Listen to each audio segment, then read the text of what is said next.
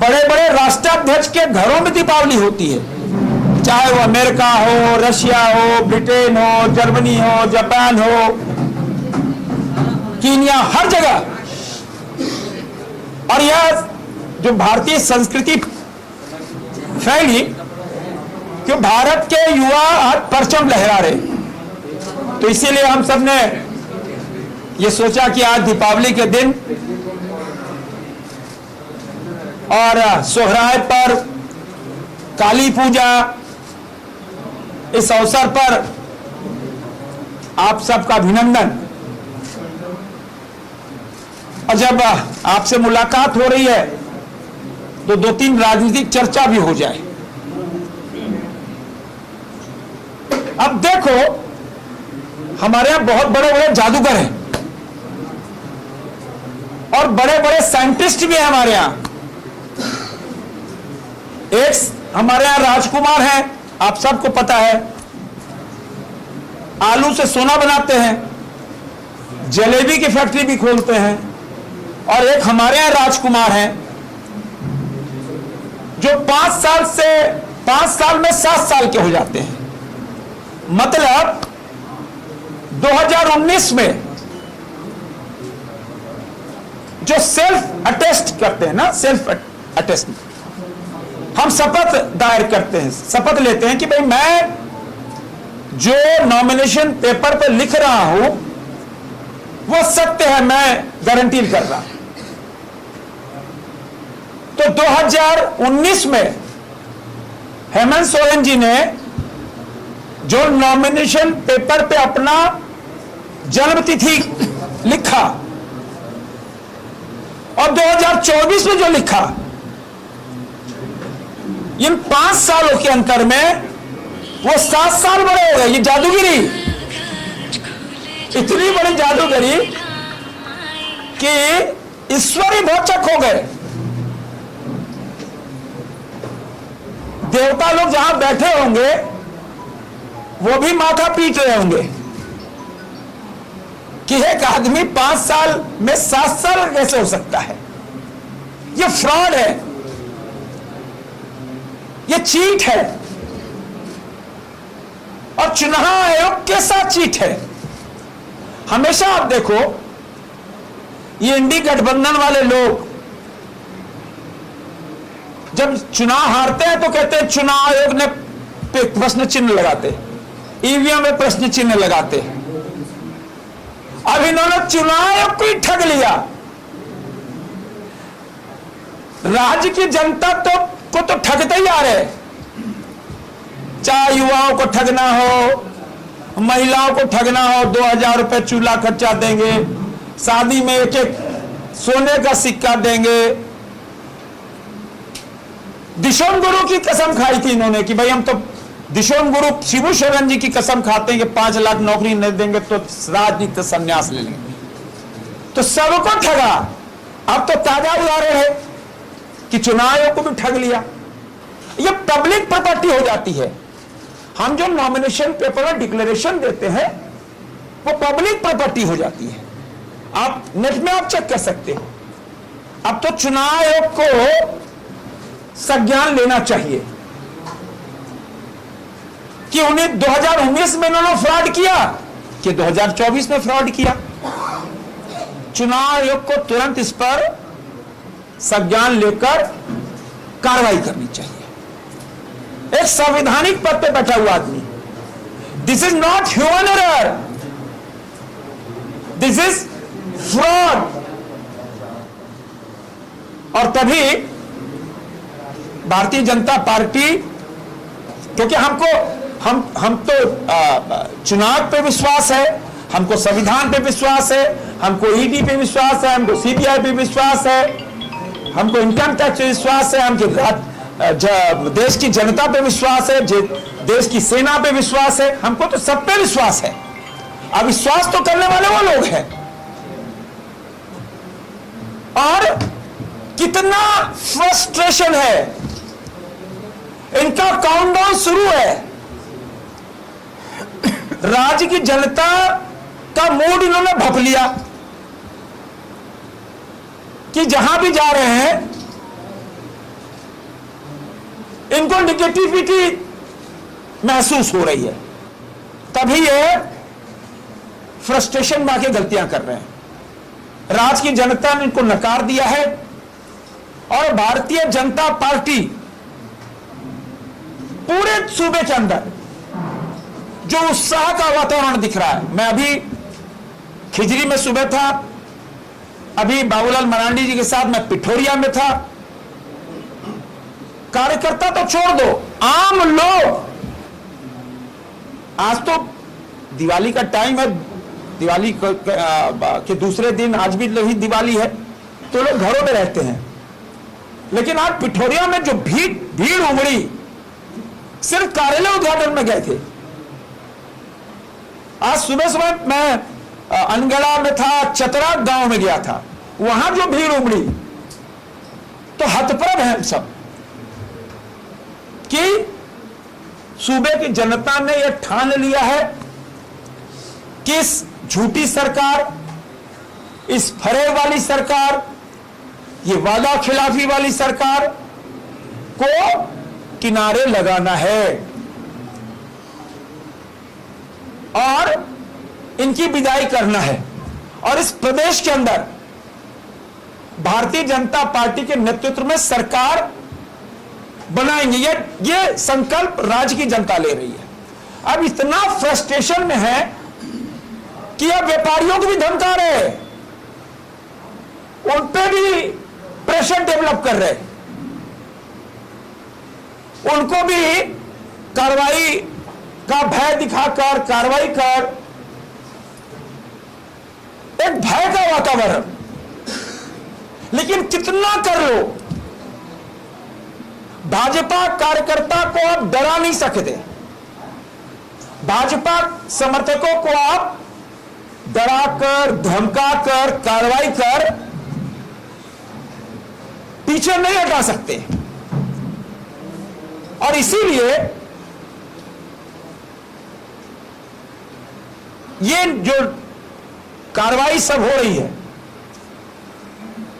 तो हम हतोत्साहित नहीं है, जनता हतोत्साहित नहीं है, जनता और कार्यकर्ता उत्साहित है, जिसका परिणाम हुआ कि वो फ्रस्ट्रेशन में आ गए।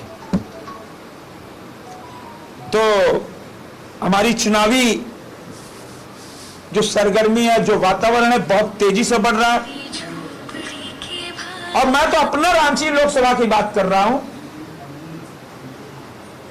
रांची विधानसभा, हटिया विधानसभा, कांके विधानसभा, खिजरी विधानसभा, सिल्ली विधानसभा, ईचागढ़ विधानसभा, ये 6-0 होगा। 6-0 से एनडीए गठबंधन रांची लोकसभा में लीड करेगा। और सीपी सिंह जी जो लगातार 30 वर्षों से सेवा भाव से, आप सब गवाह हो, छोटी से छोटी घटना में सीपी सिंह हाजिर होते, 24 घंटा फोन खुला रहता, 2 बजे रात में भी उठाते हैं फोन। आप कोई घटना बता दो पिछले 30 सालों में, मैं चुनौती देता हूं कि रांची में कोई घटना घटी हो, सीपी सिंह नहीं मौजूद ही, चाहे वो कोई घटना हो। अब सीपी सिंह घर घर के माने पारिवारिक सदस्य हो गए रांची में। शादी ब्याह मांगलिक कार्य, कहीं कोई गमी हो, सीपी सिंह हाजिर है। तो हमको तो ऐसा ही प्रतिनिधि चाहिए जो हमारे घर का हो, बांग्लादेशी नहीं हो।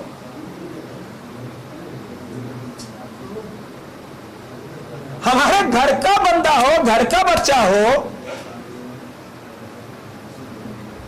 न थका हुआ है, न रुका हुआ है, न फ्रस्ट्रेशन में है,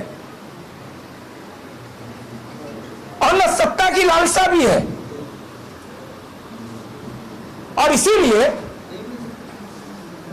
हम सब जब बांग्लादेश के अंदर हिंदुओं पे जब आक्रमण हुआ, हिंदू मंदिर जलाए गए, तो पार्टी आगे आई, पार्टी ने विरोध किया। सीपी सिंह खुद अल्बर्ट चौक में जाकर बांग्लादेश का पुतला जलाया और मुखर रहे।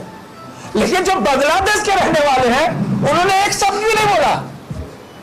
ये तो रांची की जनता को तय करना है कि हमारा नुमाइंदा कौन होगा।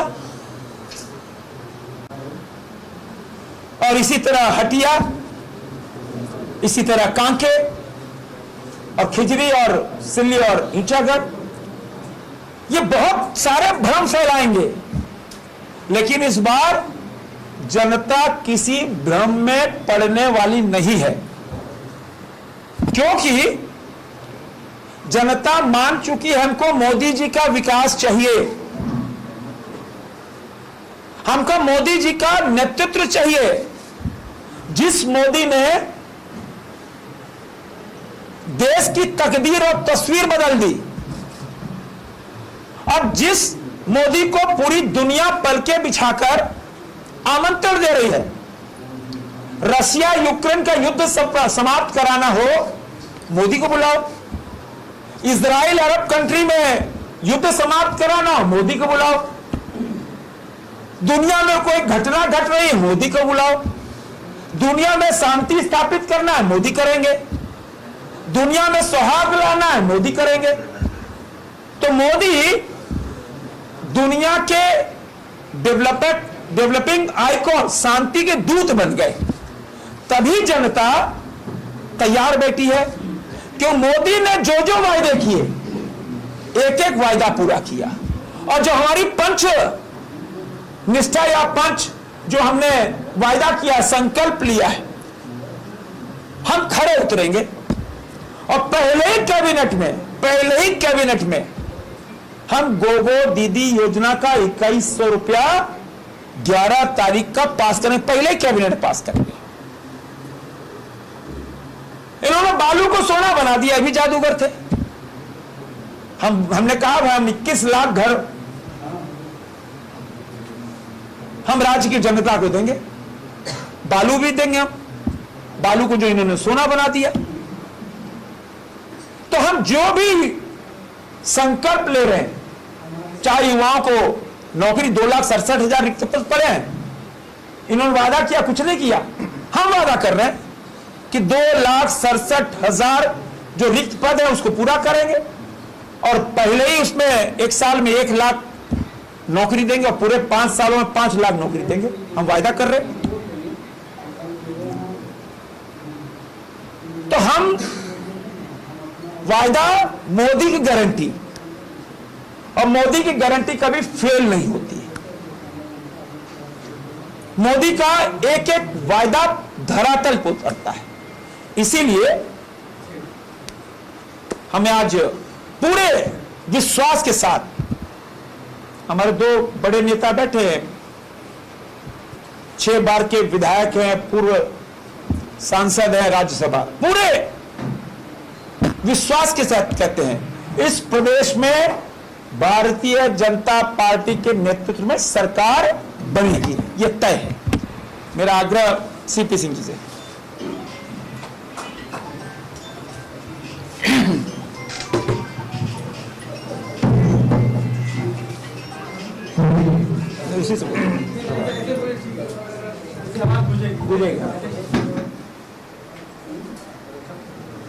अभी माननीय केंद्रीय रक्षा राज्य मंत्री संजय सेठ जी ने सारी बातों को रखने का काम किया है, उसको मैं दोहराना नहीं चाहता हूं। रांची के अंदर आवाज नहीं है,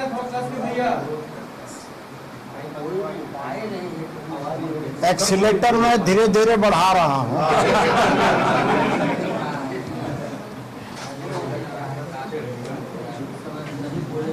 मैं रांची विधानसभा की बात कर रहा हूं। रांची विधानसभा के अंदर रांची की जनता 13 नवंबर दिन बुधवार को पूरे परिवार के साथ कमल फूल का बटन दबाने के लिए उत्साहित हैं।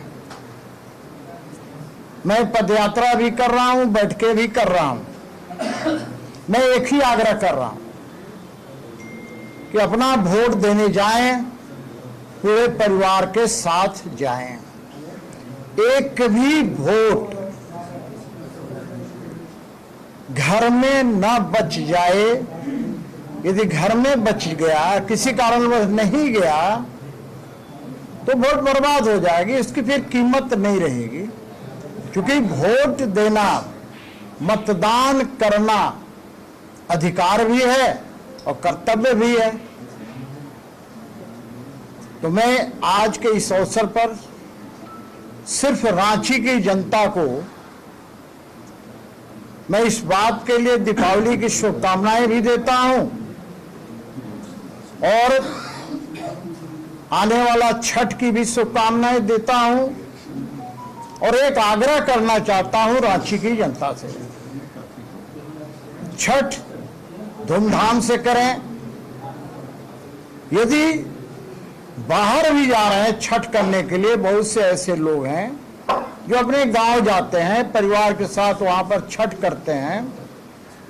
उनसे मेरा करबद्ध विनती है, करबद्ध प्रार्थना है कि 10 तारीख तक अवश्य लौट जाएं। एक आग्रह मेरा उनसे और भी होगा कि रांची वालों का तो प्रसाद मैं खाऊंगा ही, लेकिन जो गांव गए हैं उनका प्रसाद गांव से लेकर आए और मुझे अवसर दें वो प्रसाद खाने का। दूसरी बात यह है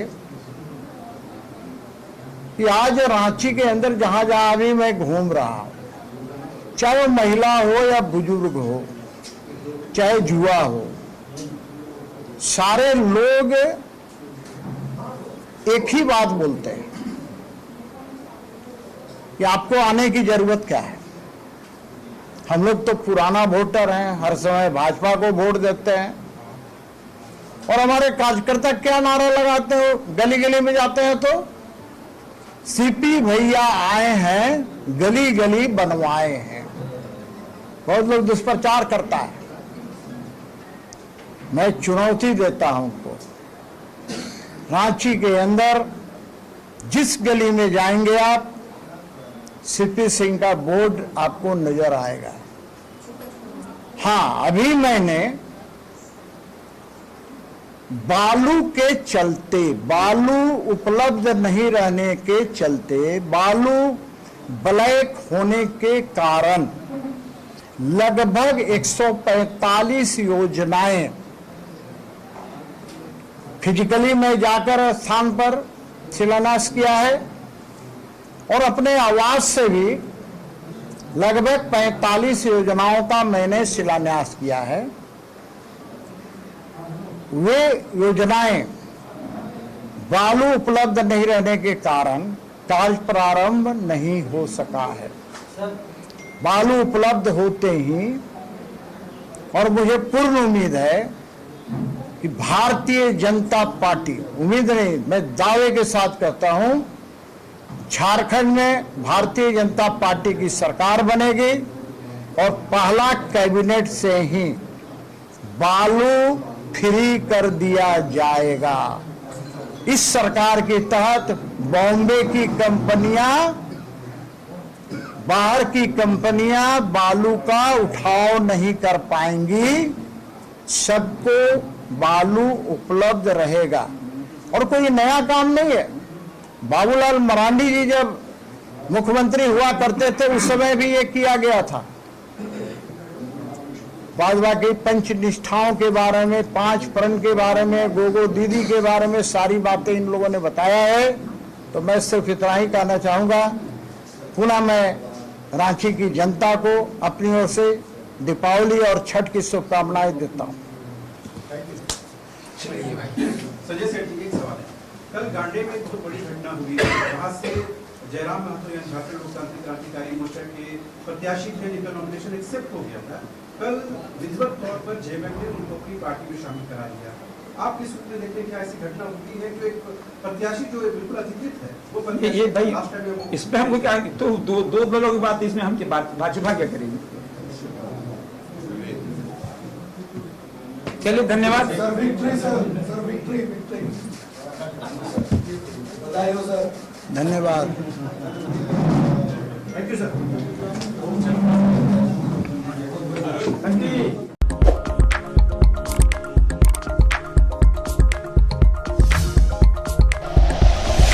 like and share videos, subscribe करें हमारा चैनल और प्रेस करें बेल आइकॉन। न्यूज़ 11 भारत, सच है तो दिखेगा।